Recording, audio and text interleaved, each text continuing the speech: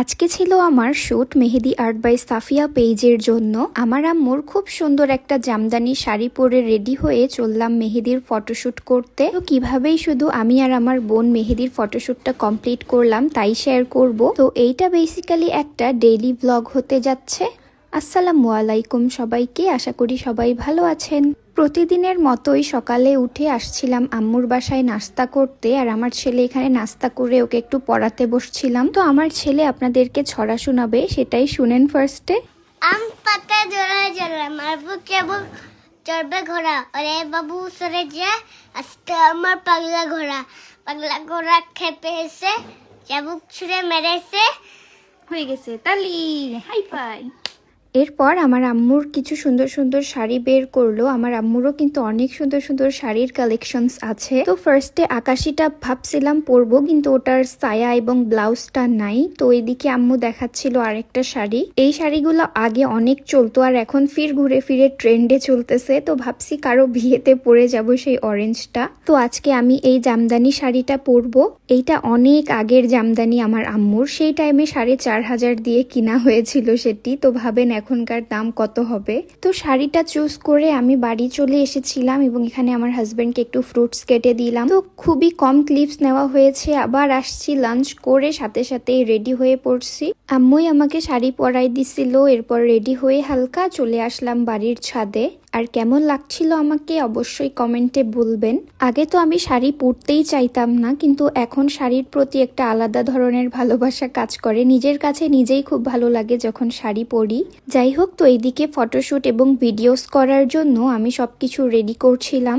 আমি আমার মাথায় অনেকগুলো আইডিয়া চিন্তা করেই রেখেছিলাম যেভাবে ফটোশুট করব। সেই মোতাবেকই আমি আমার ফটোশুটগুলা করছিলাম। আচ্ছা, ঈদের কিন্তু আর বেশি দিন নেই। আর এই ঈদে মেহেদি নিয়ে টেনশন করছেন যে কার কাছ থেকে নিবেন, হেনার স্টেইন কেমন হবে। তো আপনারা চোখ বন্ধ করে মেহেদি আর্ট বাই সাফিয়া পেজ থেকে ওনাদের অর্গ্যানিক কোনটা নিতে পারেন। আমার হাতে কালারের নমুনা তো দেখতেই পারছেন, 24 ঘন্টা পরে কি পরিমাণে সুন্দর কালার এসেছে। আর আপু একজন খুবই দক্ষ মেহেদি আর্টিস্ট, আমার হাতের ডিজাইনটাও দেখতে পারছেন। তো সামনে যদি বিয়ে অথবা যে কোনো অনুষ্ঠানের জন্য মেহেদি দেওয়ার প্রয়োজন হয়, আপুকে নিঃসন্দেহে বুকিং করতে পারেন। ক্যাপশনে মেহেদি আর্ট বাই সাফিয়া পেজটি মেনশন থাকবে, আপনারা ঘুরে রিভিউ দেখে বিবেচনা করে মেহেদি অর্ডার দিতে পারেন। তো কথার মাঝখানে কিন্তু ভিডিওতে দেখতেই পারলেন আমি কিভাবে মেহেদির শ্যুটগুলা কমপ্লিট করেছি। এখানে আপনাদেরকে আমার মেহেদি গাছগুলো দেখাচ্ছিলাম। আমাদের মোট 3টা মেহেদি গাছ আছে। আর মাশাল্লাহ পাতাতে অনেক বেশি গাঢ় রং হয়, এটাই আমি আমার চুলে সবসময় প্যাক হিসেবে দেই। তো মেহেদি পাতার সাথে কিছু মেহেদির স্টেইনের ভিডিও করে নিলাম। আর ঠিক এই মেহেদি পাতার মতো সাফিয়া আপুর অর্গ্যানিক মেহেদি একদম ন্যাচারাল এবং কেমিক্যাল ফ্রি। তো ছাদে যেভাবে ভেবেছিলাম সবভাবেই ফটোশুট এবং ভিডিওস কমপ্লিট করে একটু সরিষা খেতে যাচ্ছিলাম। সরিষা একদমই শেষ, খুবই নামমাত্র ছিল, তবে আমার ফটোশুট এবং ভিডিওর জন্য এনাফ। এর আগের দিনও আমি এসেছিলাম, তখনও 24 ঘন্টা হয়েছিল না আমার মেহেদির কালারের, সেটার ফটোশুটও করেছি। আর চারদিকে এত সুন্দর পাখি উড়াউড়ি করছিল, এরই ফাঁকে আমি নিজেরও কিছু ভিডিওস করাই দিয়েছি। আম্মুর শাড়ি পরেছি, এত সুন্দর করে রেডি হয়েছি, না করালে তো চলবেই না। সরিষার সাথে মেহেদির এবং মেহেদির স্টেইনের কিছু ফটোশুট করলাম। করার পর আবারও বাড়ির সামনে চলে আসছি। এখানে পিচ্চিরা নিম গাছের সাথে দোলনা বেঁধে রাখছিল।